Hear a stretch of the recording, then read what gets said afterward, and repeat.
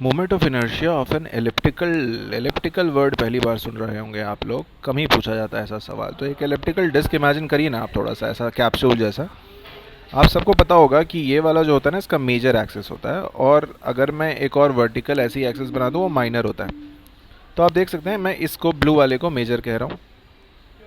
Major से सबसे दूर वाला मास भी ज़्यादा दूर नहीं है, देख रहे हैं ना, इसके दोनों तरफ मासेस ज़्यादा दूर दूर नहीं है, तो वो जो मास डिस्ट्रीब्यूशन है वो काफ़ी पास पास है।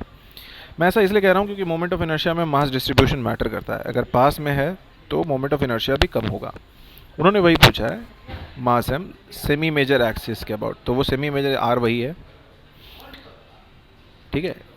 और उनका पूछना है कि भाई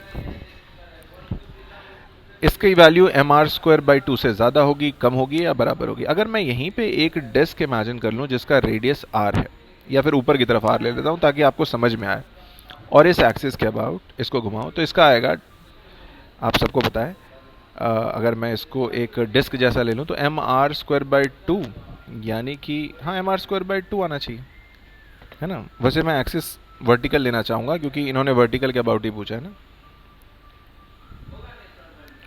ठीक है। तो हमें पता है कि यार ये वैल्यू जो आएगी हमारी, जिस तरह का क्वेश्चन है डिस्क के अबाउट, हाँ ये तो सीधी बात है कि डिस्क पे जो डिस्टेंस होता है, ये वाला जो होता है ये आर होता है, तो इसमें डिस्क का मोमेंट ऑफ इनर्शिया क्या आ जाता है, M R square by two इस वर्टिकल एक्सिस के अबाउट, तो इसका आधा कर दीजिए। मैं इस एक्सिस की बात कर रहा हूँ, तो इसके अबाउट आ जाएगा M R square by four, और उससे भी कम होगा इसका क्योंकि इसमें आर और भी कम है। तो अगर उसका है ना, उसका उतना है M R square by four के आसपास, मैं पूरी डिस्क कर रहा हूँ, उसका आधा कर दीजिए, तो ये तो और भी पास है मास, तो इसके तो उससे भी कम होगा। बात समझ गए आप लोग।